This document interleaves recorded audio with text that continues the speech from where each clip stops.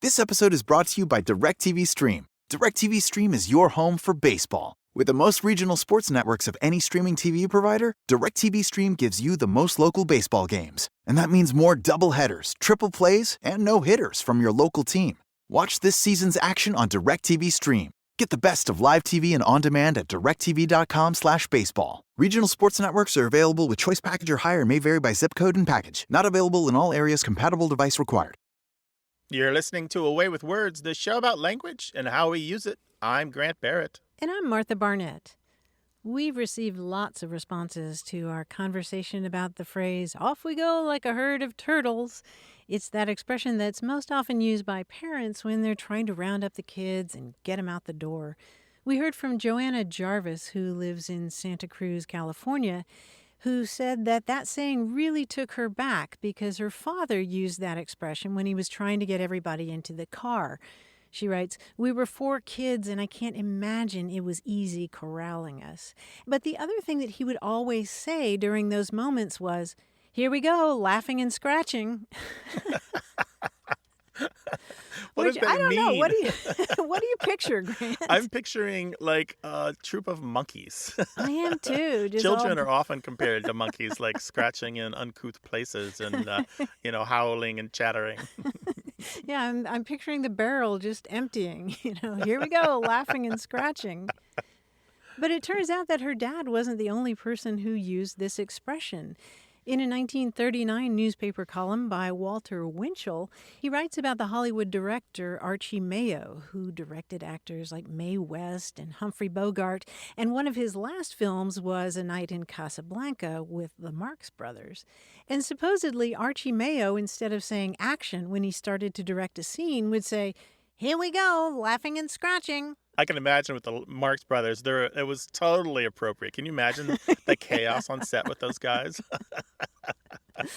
Yeah. That was not a herd of turtles. We'd love to hear from you about the things that your family said when you were growing up or the things that you say now in your own family, whether it's old or new. Whether it's something that you've invented or something that you heard, share it with us, 877-929-9673. That's toll-free in the U.S. and Canada, 24 hours a day. And no matter where you are in the world, you can email us, words@waywardradio.org, or tell us on Twitter at WAYWORD. Hello, welcome to Away with Words. Hello, how are you? All right, who am I talking with? You're speaking with Ivan from Delaware. What's on your mind today, Ivan? I have friends on the Western Shore, specifically Hagerstown and Cumberland, Maryland. And on a couple different occasions, I have been at their houses, and I've heard them use a term that's sort of baffling to me, and the term is retten up. This one particular day, one of my friends left and went to the store, and she said to me, "Okay, retten up while I'm gone." And I just said, "Oh, okay," but I didn't know what retten up means. And when she came back, she said, "Well, you didn't retten up." And I later, kept talking to her, and apparently retten up in that area means to straighten something up or to clean something. And that was in Cumberland. And in Hagerstown, I was with a friend, and her son was misbehaving, and she turned around and said, "You better retten up." And I guess that meant for him to stop the behavior and straighten himself up. And it's just, I've never heard that term in my life. I'm fascinated that you're using this version of it because usually what we see is red up. And it's REDD for the most part, but sometimes it doesn't have that D there. But it's a variant of red up. And the word red is actually still used in Scotland and Northern Ireland in that same sense of tidying up. And what's really cool is that term came over across the Atlantic to this country with a lot of Scottish immigrants. And that's where you'll mostly hear it is in areas of Scottish settlement. So particularly in Pennsylvania, but also nearby states like Ohio, Indiana, and even stretching into a little bit of Maryland, you hear red up, meaning to tidy up. And it's particularly common in Pennsylvania. In fact, in 2006, 2006, when Major League Baseball's All-Star Game was going to be played in Pittsburgh, the mayor there had billboards put up all over the city that said, "It's time to red up Pittsburgh because company's coming." Well, you have just blown my mind because my friend in Hagerstown always talks about her grandfather being Scottish. How about that? So a little Wow. linguistic fossil there. Yes, that is amazing. Okay, so it's red up and not actually retten up, but they say retten Well, up. Some people do say retten. Yeah, some people do T's. say it. Yeah. Mm-hmm. Okay, well, I thank you. Take care now. Yeah, thanks so much All for right, calling. thank you. Bye-bye. All right, Yes, bye-bye. Bye.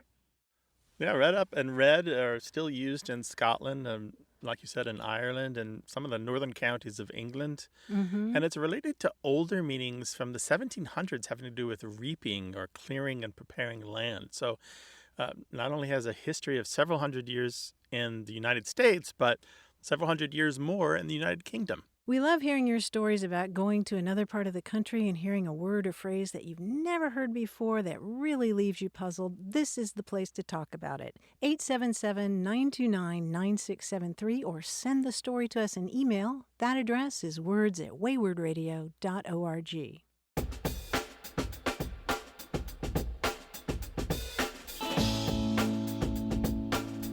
I recently watched the movie Secrets and Lies with the fabulous Brenda Blethyn and the exquisite Marianne Jean-Baptiste. It was made in 1996, and the movie's a real delight.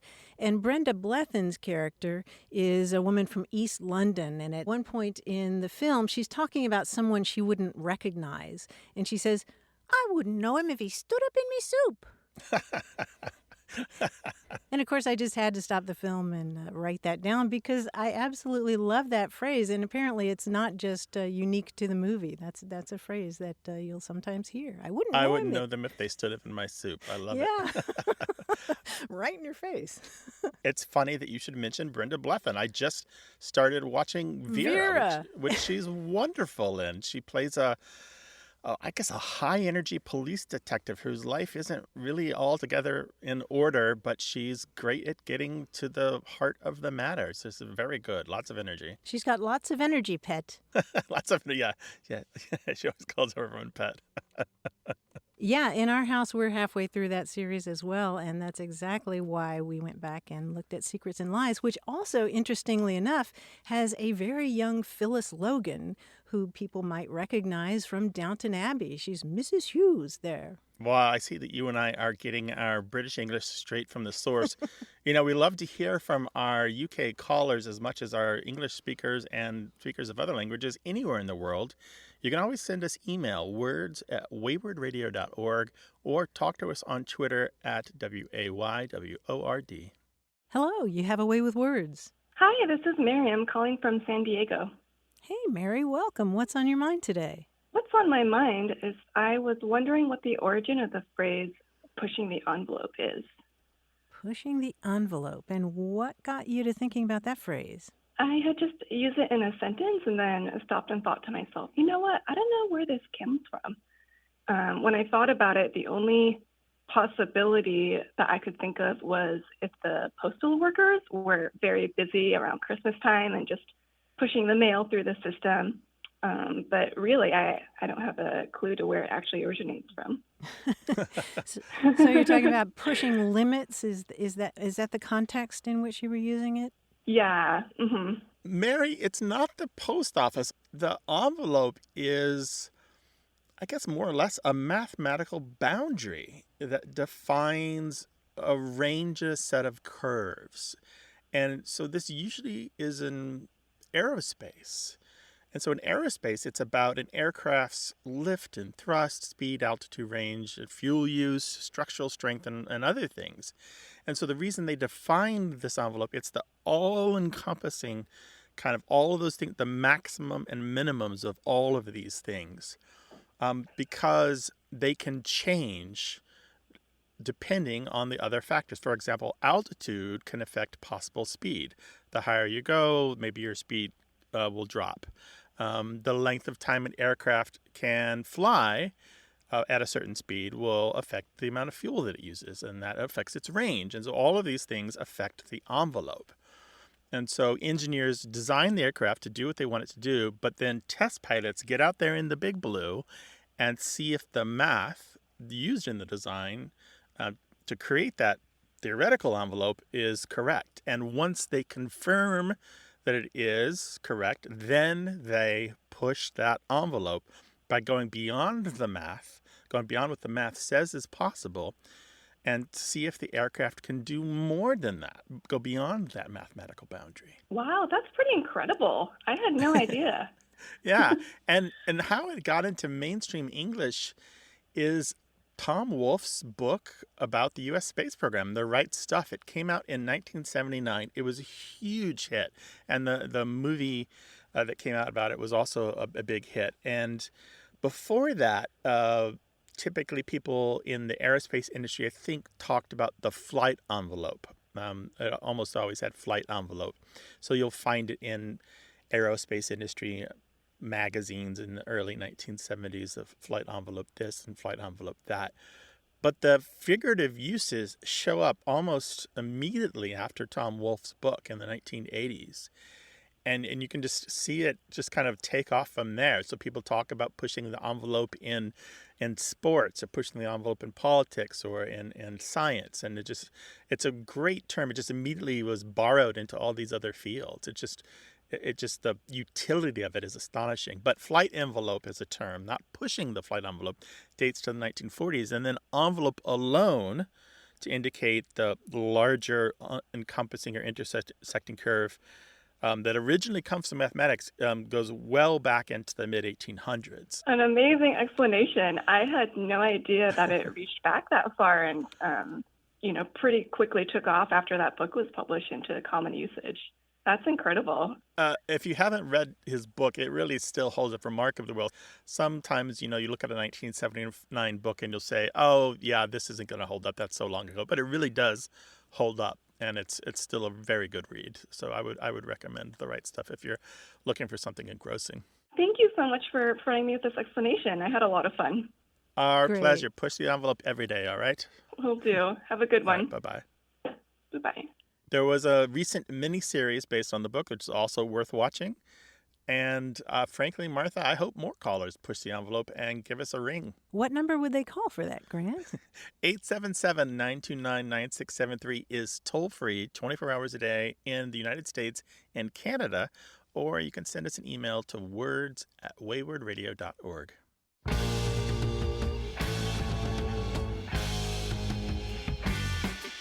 We were talking a few weeks ago about expressions around the world for somebody who's a cheapskate, very miserly. And we talked about, for example, the Spanish phrase cocodrilo en el bolsillo, which means a crocodile in the pocket. But we heard from Stephen Hilty, who shared a term that he had heard that I really like for this, and that's taffy pockets. Oh, yes, I saw that. I laughed. I saw that email and I laughed. Because you can just imagine somebody like, I can't get my hand out of my pocket. It's stuck in. I can't. My money's like taffy. Mm-hmm, right. 877-929-9673. This episode is brought to you by Cox Contour TV. Sometimes it's hard to decide what to watch, but Cox Contour TV helps make that decision easier. Enjoy live TV, on-demand programs, DVR recordings, and music all in one place. And only with the sound of your voice with the Contour voice remote. Plus, catch the golf and basketball action you've been waiting for on the Contour Sports app. Learn more at cox.com/contour. You're listening to Away with Words, the show about language and how we use it. I'm Grant Barrett. And I'm Martha Barnett, and striding to the mic and settling into his chair and putting on his headphones, why, it's our quiz guy, John Chinesky. Hey, Martha. Hi, Grant. How are you guys today? All right, John, how about you? Terrific. A lot of times I like to make the the centerpiece of my quiz is some sort of thing that has to do with words that's out there in the culture. And this is something that I just thought about recently that I'd forgotten about, which is I used to be a member of Toastmasters. Are you guys familiar with Toastmasters? Yeah, sure. They help you be comfortable speaking in public. That's exactly it, right. When I attended the meetings, I recall they did their best to help you unlearn certain speech habits. For example, if you would frequently use fillers to pad your speech, like or you'd be encouraged to not do that. Right. So let's focus on today, E-R. I'll give you a hint to a common two-word phrase or name in which both words end in E-R. You tell me what I'm looking for, but please leave out the ER. For example, if I said, engineer Lonnie Johnson invented this item which can pretty much be described as an overachieving water gun, you would say, soup soak. Yeah, instead of super soaker. Instead of soak. We don't want to use the ers. Let's try a few more. Now remember, if I hear you say at all, it's a fail, okay? Ooh. All right. Okay, here's the first one. It's flat and it's brown, and you typically find it wrapped around raw meat, like a few lamb chops or a couple of skirt steaks. Flat and brown, wrapped around raw meat like skirt steaks? Yeah. Butch pape? Yes, butch pape. Nicely done, Martha. Instead of butcher paper. Got it. Yes, instead of butcher paper, right. Now, this is a slangy way of referring to your accountant, specifically one who's good at math. Numb crunch. He's a numb crunch, yeah. I would also have accepted pape push. Right. But for the math, it is numb crunch, number cruncher, or paper pusher. Here we go. It's typically found in an office, though little work gets done around it. Instead, it's the centerpiece for relaxing and sharing gossip. What cool. What cool. What cool, yes, the water cooler. Honk, if you love words, is definitely a version of this I would definitely buy. Bump stick. Bump stick. Yes, a bump stick or bumper sticker. Now, my dad was one of these for over 40 years, though when he did it, they called him a mailman.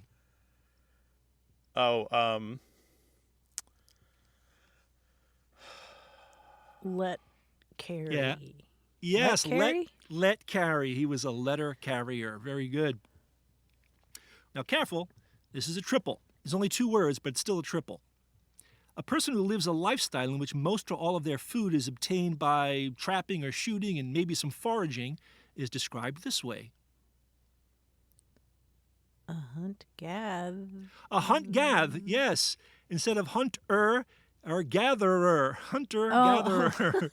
I was trying to figure out the triple part. That's the triple part. 3 ers in there, and just hunt-gath is correct for hunter-gatherer. Well, that's my my quiz called Blanker for today, and you guys were fantastic. You guys get to move to the next level of Toastmasters, whatever it is. John, it's been great fun. Give our best to the family. We'll talk to you next week. Will do. You too. All right, be well. Bye, John. Wherever you go, you're saying language, you're hearing language, and you're coming up with questions. This is the place to get them answered. 877-929-9673 is toll-free in the U.S. and Canada. And no matter where you are in the world or what language you speak, try us out. Send us an email to words@waywardradio.org. Hello, you have a way with words. Hi, this is Haley. How are you guys today? All right, how about you? We're great. What's up? I'm calling from the Twin Cities, but I didn't grow up here. I grew up in Kansas City, and then I moved to Minnesota as an adult. So now I tend not to notice the differences between these 2 places as much as I did because I feel pretty well acclimated to the Minnesota way of things. However, in the last 2 years with quarantines and isolation and working from home, I've just been looking out my window a lot more and spending more time outside. And I'm a poet, so I often notice little possibilities in language. And in the last 2 years, I really have started wondering about the seasons. It's very clear in Kansas what the 4 seasons are, or at least it seemed that way to me as a child. In Minnesota, I'm really seeing that there might be more than 4 seasons. And so I'm starting to wonder about these possible transition seasons, especially around winter, because you may have heard of the 6-month winter we have up here. Mm-hmm.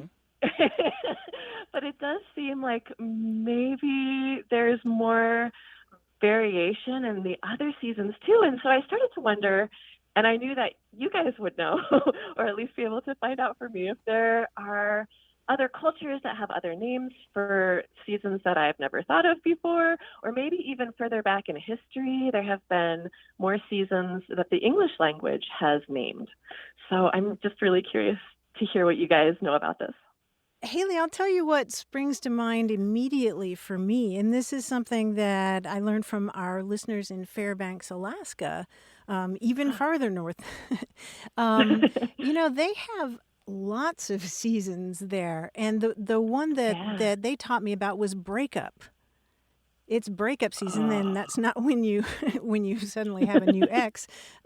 Breakup season is in April and May, and that's when the snow melts, and people actually wear breakup boots, which are rubberized boots because you've got so much mess, from the snow melting. There's breakup, and then there's greenup, which happens early to mid-May, and that's just this sudden explosion of green. They get really excited talking about that in Alaska. So you have breakup and greenup, and then you go through several other seasons like early summer, high summer, fall, early winter, solstice season, high winter, springtime, winter, and then you're back to breakup, which was a revelation for me because I tell you, Grant and I both live here in sunny San Diego, and there used to be a meteorologist on TV, and his little saying was, our spring is in the summer, our summer is in the fall, our fall is in the winter, and our winter's not at all. Oh, I love that. Wow. But Haley, there are also, particularly for the English-speaking countries in the Northern Hemisphere, there are also a lot of terms for a period of colder, harsh weather that comes after the first period of pleasant spring weather. You get that first warm week or few days, and you think, this is it. We've arrived. Mm-hmm. Put the sweaters away. Get out the shorts. And then you get like a cold storm or more frost or more snow. And there's so many terms for this. And almost all of them have to do with that the cold weather comes after something has appeared because it's spring. For example, dogwood winter is a term for that. It comes after the dogwoods blossom, or bloom winter, after the blooms of a variety of plants. And there's foxgrape winter, blackbird storm, buzzard storm, oak winter, whippoorwill storm, redwood or redbud winter, onion snow, and frog storm, which is it's not something biblical. It's just after the frogs have come out of their hibernation. And one more, which I love, is snowball winter, but it has nothing at all to do with snow. It's about viburnum, the snowball bushes that have these big clusters of white flowers, white blossoms that look kind of like snowballs. And as a child, my brother and I used to lie underneath the viburnum bushes in the yard, much to my mother's anger, and just rattle them so that the petals would flutter down on us like snowflakes. So there's a ton of these. There's even, blackberry storm is blackberry winter. And these are in May and June when the blackberries bloom. And then in the UK, there's blackthorn winter. Blackthorn is a hedgerow shrub. I don't know if you've heard of it. It's got white flowers that blossom in March or April. And that blackthorn winter has a corresponding term in a lot of European cultures and languages because it happens, blackthorn is spread throughout Europe. Whoa. There's so many of these, and there's more. I mean, how much more do you want? Yeah, do we hear you taking notes there? You do, actually. I'm like, oh, that's a good one. I'm going to do that. Yeah. Maybe I'll just send you my notes, Haley. That'd be fantastic, actually. Oh, wow. What I will do is when we post this on the website, we will link to a couple of books, or we'll mention a couple of books about weather lore. And they include not only proverbs and sayings about how to predict the weather, but some of these terms are included in there. Well, you guys, I am going to make just a list of the ones that you gave me right now and put them for my students. And this is going to be an assignment for them that they have to write a poem about one of these seasons. Ooh. That sounds So you'll fantastic. have lots of poems. How wonderful. Yeah, Yeah, please send us the results. absolutely. For sure I will. Yeah. All right. Haley, good luck. Send us some of the poems, all right? Oh, thank you. I will. Thank you so All right. much. Take care now. Thank Be you. well. You too. Bye. Bye-bye. What do you call those odd in-between seasons that aren't quite fall, aren't quite winter, not spring, not summer? Maybe it's a little warmer than it should be, or a little colder than it should be, or wetter or drier than it ought to be. We know there's a term for it where you live, anywhere in the world. 877-929-9673 is toll-free 24 hours a day in the U.S. and Canada. You can also talk to us on Twitter at WAYWORD, or send us an email to words@waywardradio.org. Hello, you have a way with words. Hi, Martha and Grant. This is Ryan McHale calling from Linkit-Ani, the land of the Tlingit in Ketchikan, Alaska. Hi, Ryan. How you doing? Hi, Ryan. Doing good. I have a question because I work as a curator of exhibits at Ketchikan Museums, and we recently had an exhibit opening. And when I was sending out personal invites, I had 2 people respond that they were going to arrive dressed in bells. And after I got over the shock of thinking that they were actually going to come dressed in bells, I started to think about where that actually originated from and what it means. Did they say, I'll be there dressed in bells, or did they phrase it differently? Yeah, what words did they Yes, use? they texted back saying, I'll be there dressed in bells. And I've never heard that before. Wow, that's a new one on us. Of course, the far more common expression is "I'll be there with bells on," meaning I'll be there full of excitement and anticipation, or I'm going to be a really enthusiastic participant. I'm going to help make it festive and fun. You wouldn't say "I'll be there with bells on" if you're, for example, going to a funeral or going to take the SAT or something. But Yeah. wow. Huh. Do you know where that originates? Well, there are lots of different hypotheses floating around, and it's got a really murky past. But I think the most reasonable explanation is that it has to do with putting bells on horses. I mean, think about those Christmas songs we sing, jingle bells and bells on bobtail ring and sleigh bells ring. And I think it's about making that activity even more festive than it already is. Wow.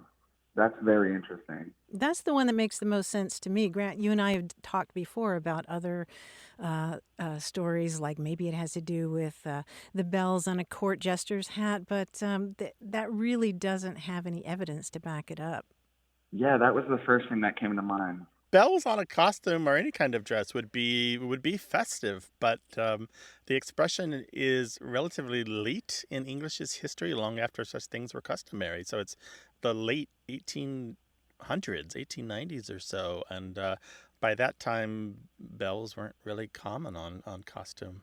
Wow, that's interesting. But dressed in bells. That's the phrase. Dressed in bells. Dressed in bells or with bells on, yeah, that's interesting. Yeah, with bells on. That's awesome. Yeah, this is wonderful. We love this report from Ketchikan, and I hope you'll listen for more instances of this and let us know if that happens. Ryan, our man Yes, in I Ketchikan, will. thank you very much. I love listening to you guys. Thank you so much. Take care now. Thanks. Bye-bye. All right, bye-bye. What word or phrase has caught your ear lately? We'd love to hear about it, so give us a call, 877-929-9673, or send it to us in email. That address is words@waywardradio.org. Hello, you have a way with words. Hi there, this is Shelley calling from Carnelian Bay, California, which is on the north shore of Lake Tahoe. So what's on your mind today, Shelley? Well, actually, it's something that is fairly subtle, but it really stood out to me recently. I've been listening to a wonderful etiquette podcast, and on one episode, the female host spoke of someone as being self-depreciating. And honestly, when I heard that, I stopped in my tracks and I thought, Surely I misheard her, or perhaps she just had a rare slip of the tongue. But then a couple of episodes later, the male host spoke of someone speaking in a self-depreciating manner. And I definitely can be self-deprecating on occasion, but I would never describe myself as self-depreciating. I'd never heard that before. So I'm left wondering, is self-depreciating even a real word or expression? And if it is the subtle difference between depreciating and deprecating a regional one? Wow. No, it's a historical one, though. And you, Shelley, are confirming that a language change is pretty much complete. Really? Because, yeah, absolutely. This is a great usage question, and it's easy to compliment a question, call all questions great, but this is important because many people are going to have your point of view where self-depreciating sounds wrong. But there was a Yes. time when self-depreciating was correct and self-deprecating Huh. wasn't something that anyone would say. Wow. Yeah, and so it's flipped. Somewhere around the 1940s, the uses of deprecate took over from uses of depreciate when talking about self-depreciating or self-deprecating. And they flipped and it became more common, even though it's much older than that. The usage isn't as far along in British English, but in the US and Canada, self-depreciating is far less common than self-deprecating. The usage expert Brian Garner, in his book Modern English Usage, says that self-deprecating is 50 times as common as self-depreciating, although self-deprecating is traditionally viewed as incorrect. But he also notes that the battle is over. And this is important because Garner is usually very reluctant to give up any ground on language change. So the fact that he agrees that it's just done and to stop arguing the point is important. So I'm not wrong saying self-deprecating. No, you're Not not at wrong. all. There may be a Okay. handful, a tiny number of people still hanging on to self-depreciating, and self-depreciating isn't wrong. It's just now less Right. common. It just makes me want to call my accountant, though. Yeah, You know? and that's what Yes. happened, Martha. I believe that that's what happened is, so deprecate has traditionally meant to disapprove, to protest against, or to criticize, while depreciate was both meant to lessen the value of something and to represent as of little value or to claim that something is unworthy of esteem. But those meanings are so close that you can see how that they became interchangeable. But as financial literacy became more common, terms like depreciate seemed more appropriate for discussing property and finances than Right. discussing one's character or one's self-worth. Sounds good. Well, thank you so much. All right, take care. Bye-bye. Bye-bye.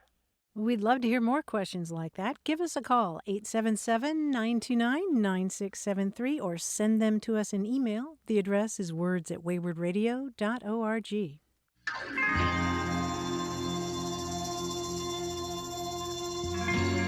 Away with Words is about language seen through family, history, and culture. Stay tuned for more.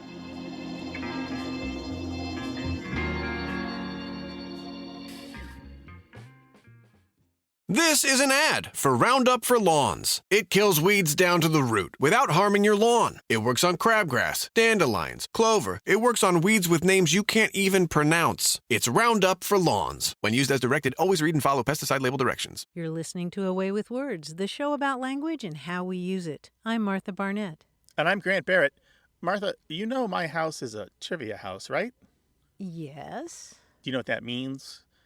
Well, I know that you guys know a lot, all of you. And, Well, we read Trivial Pursuit cards at mealtimes. Wait, what? Yeah, we read each other trivia questions. And Of my course you wife, do. Sarah, and I are part of Learn League, which is a high-level online trivia competition. She has tried out for trivia television shows like Jeopardy! She watches trivia like Jeopardy! Every night. And she's part of several online quiz leagues that do their competitions on Zoom. And this year we added one more thing to our trivia household.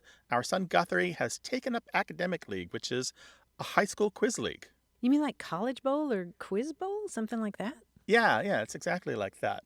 So after a couple years of doing it remotely because of the pandemic, San Diego public and private high schools are now meeting face-to-face to have these competitions. They compete at 3 levels, and they answer questions on academic topics like history and literature, physics, geography, theater, art, poetry, and more. And what's interesting to me is how the questions are phrased. They start difficult, like obscure even, and then they get simpler. So the kids are sitting there, poised over their buzzers, waiting to hear the thing that they recognize before they can buzz in with the answer. So the easier, more likely to know facts appear last. So I've got a sample question for you from the National Association of Quiz Tournaments. Do you want to hear it? I think so. All right, here we go. Buzz in. Just go buzz, buzz as soon as you know the answer, okay? Okay, I can't ask for a lifeline or anything like that. I just No, here we go. Oh, dear. Are you smarter than a high schooler? In William Faulkner's As I Lay Dying, Vardaman is encouraged to eat this fruit instead of pondering his mother's death. It is the less starchy of 2 similar fruits one can fry to make the Asian snack pisang goreng. Jacobo Arben's Guzman was overthrown at the urging of a company that mainly grew this fruit in Guatemala, which along with Honduras was this type of republic. Oh. What? Okay, I got it. You have to buzz in. Sorry, buzz. Do I have to say it in the form of question? No. Okay. What is it? I finally got it. It's got to be banana, right? Yeah, it's a banana. Yeah. Okay. The last part was, for 10 points, name this fruit sold by Chiquita. That's absolutely... Like, if you didn't know it by that point, that was going to give it to you. But I love the way that initially it seems really difficult. I can't remember fruit from As I Lay Dying, but then as you went farther and farther along, it's sort of like watching a sunrise.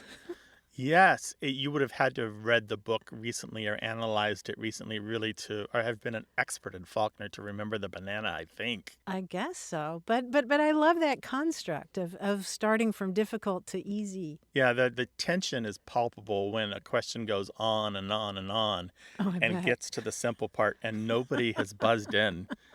Most adults wouldn't do much better than the kids because they're difficult questions, although it is clear that there is an advantage for adults because the more decades that you live, the more that you know.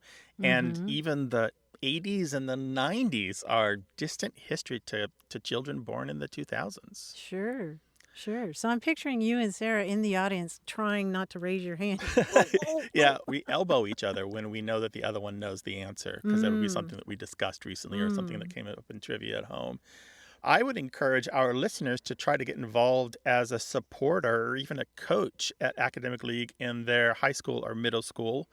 Sometimes they're just looking for someone to attend and applaud. Sometimes they're looking for someone to provide refreshment. So it's really not a bad way to spend a couple hours once a week. It sounds like great fun, Grant. Mm-hmm. It is. And we invite you to quiz us about language. I don't know if we'll do as well as high schoolers, but we'll give it a try. 877-929-9673 or send your questions and stories about language to words@waywardradio.org. Hello, you have a way with words. Hi, my name is Jackie Adams, and I'm calling from Cincinnati, Ohio. Hi, Jackie. So growing up, my grandmother used to say this expression, and we would giggle at it as children. If she saw somebody that was dressed inappropriately or looked a little unkempt or gaudy or something, she would say, "My goodness, they just look like the end of pea time." And as children, you hear the word pea and your grandma saying it, you kind of think, oh, that's funny. But when I got older, I started to think, well, where did that come from? Like, I knew the context of how it was used, but I never really knew the origins of that expression. So I was hoping you could help. Okay, this was your grandmother saying this. Correct. And she would say it if somebody, looked disheveled or what? It could even be like someone would come into church dressed inappropriately, in her opinion. And she would say, well, my goodness, they look like the end of pea time. But later you figured out that it was PEA rather than PEE, correct? Correct. Yeah, because what this phrase refers to, the end of pea time or the last of pea time or the latter end of pea time, it refers to the last of the pea harvest, which your grandmother was probably more familiar with than a lot of us. It's the time when the pea vines have been picked over and they're all scraggly looking. And so if you're saying that somebody looks like the last of pea time or the end of pea time, they're not looking their best. And sometimes that phrase has been used to mean, they look exhausted or haggard or sickly or careworn. They just don't look their best. And so that's how your grandmother was using it. Okay. Well, she had a long life. She just died last year, a month before her 106th birthday. So, Wow. yeah. Oh, my goodness. Who knows what her childhood was like? She probably really knows what the end of pea time. She probably lived it. Well, that makes a lot of sense. Yeah, it goes back to the early 19th century or so. Well, that is great to know. Well, Jackie, thank you so much for your call. Thanks so much for giving me your time. All right. Sure. Bye-bye. Take care. Thanks for calling, Jackie. Bye-bye. We know there's something that you say in your family. You've passed it from person to person, generation to generation, and now it's time to unwrap it for the rest of us. 877-929-9673.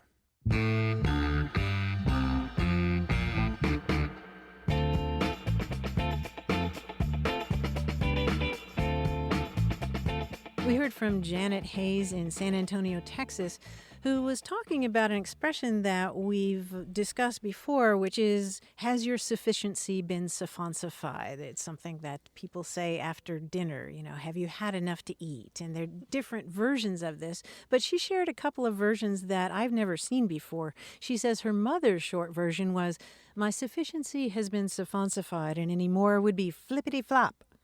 And her... Which I really like the mixture of registers tone there. Yeah. And then her uncle's longer version is, I've had sufficiency of all the numerous delicacies offered. Any more would be a superfluity. Gastronomical science admonishes me that I have reached a point consistent with dietetical economy. In other words, any more would be flippity-flop. The last part, I'm like, where? What? Flippity flop? What does that mean? Why? But there's no asking English why. It just is. It just is. We do our best week after week to explain why. And you can call us and we'll try. 877-929-9673 or find out why in email. words@waywardradio.org. Hi there. You have a way with words. Hello, Martha. My name is Nancy, and I'm calling from Newport, Kentucky. Well, welcome to the show, Nancy. What can we do for you? I was thinking about it one day, and I realized that I had heard something that I've never been able to figure out. I had 2 children here, and the second child was a girl, the first a boy. Women, old women, I loved them very much, came and got little dresses for the girl. During that time, I was frequently told by these women that I was so lucky to have a pigeon pair. A pigeon pair? Yes, a pigeon pair. And so did you have them as a set? Did you have a boy and girl twins at once or separately? I had them separately. The boy was the elder. And how far apart were they? 4 years. 4 years, okay. And what did you take that to mean? Did you ask them to explain? My daughter was a very difficult child, and I never got around to asking them. Unfortunately, they all became older and moved or died. So you've got a boy and girl, and people call them a pigeon pair. And so your question that you've wanted to know and have answered is, what in the world is a pigeon pair? And then I assume that's Pigeon. Yes, sir. It is. Yeah. Well, there's an answer, and it goes back to the likelihood that pigeons and doves, which are basically part of the same family of birds, usually have broods that are made of 2 eggs, 2 chicks. And so at one point, it was believed that they were always male and female and that they would go on to have a brood of their own. And so if you have a pigeon pair of a boy and a girl, it's like you are a pigeon. You have 1 boy and 1 girl in your brood. That is funny. Yeah. it goes back at least 200 years, probably much older than that. There's actually a line in Hamlet that refers to doves and their fact that they have two eggs. Typically, it's something like, as patient as the female dove when that her golden couplets are disclosed, meaning when her two eggs are hatched. How funny. How lovely. Yeah. I was isn't an it? older mother. Yeah. This is not just in English that there are these terms. In Dutch, a boy and girl pair is called a rich man's wish or a king's wish or even a koningspaar, which is a royal couple. And in French, it's similar. It's a souhait du roi, which is the king's wish. And then there's there's a Scots term, and pardon me, I don't speak Scots, which is a dialect of English, but it's a doos klekken, which is a Scots pronunciation of dove, doos, and klekken, or klekking, which means hatching. So it's a dove's hatching, a doos klekking, which means two. And typically a birth of twins, but especially to the birth of male and female twins, the pair of them. And, it also gets applied to appliances. Have you heard of a pigeon pair fridge? No, I have never heard that. That's a combination of an upright refrigerator with a single door and an upright freezer with a single door, and they come together and they match each other and kind of complement each other. Pigeon pair refrigerator, yes. That's new to me. I did not know that, a pigeon pair refrigerator. This area is largely Appalachian, with a big influx of German and Irish, which can also be Appalachian. And I thought I would have heard about a pigeon pair fridge. That's amazing. Nancy, thank you for sharing your story about your own pigeon pair, and call us again sometime, all right? Thank you very much. Bye-bye. Bye. Bye. 877-929-9673. Hello, welcome to Away with Words. Hi, this is Angel Skinner from South Carolina. Hi, Angel. Welcome to the show. Hi, Angel. My grandfather, who was born in around 1900, lived in Manning, South Carolina, which we call the Low Country. And he became a pastor along the way. And one of the things that he used to say was, "Amen, Brother Ben, shot a rooster, killed a hen." So I always wondered where in the world that came from. Is it something he came up with, or was it something that other people said, or was it just something that in that region they did? When would you hear this from him? When my dad was about 3, that was about 1948, he recorded a record at one of those stores where they let you record your own record. And he had my dad at 3 years old say this for the record. "Amen, Brother Ben, shot a rooster, killed a hen." And we have the record still, and we've played it. It's one of those big, gigantic records, and it's really thick material. Yeah. But they played it for us when we're all grown up, and I said, "Here's the record," and we listened to it, and we could barely tell what my dad was saying, but I said, "Amen, Brother Ben, shot a rooster, killed a hen." It's something that Papa used to say. So I just wondered what the origin of that was. And he was 3 years old at the time? Right. It was 1948 or 49. That makes a lot of sense to me, because so often we see versions of "Amen, Brother Ben" as kind of a joking version of a prayer, the way that kids learn to say grace at the table. So that makes a lot of sense to me. There are lots of versions like "Amen, Brother Ben, shot a rooster, killed a hen, rooster died, chicken cried, and everybody was mortified," or "everybody went home satisfied." That's a lot longer than I have seen. Well, a shorter version is "Amen, Brother Ben, pass the butter, let's begin," meaning let's get the prayer before the meal out of the way and dig in. In fact, there's another one, "Amen, Brother Ben, back your ears and dive in." That's the one I was going to say. Dive into that big plate of food.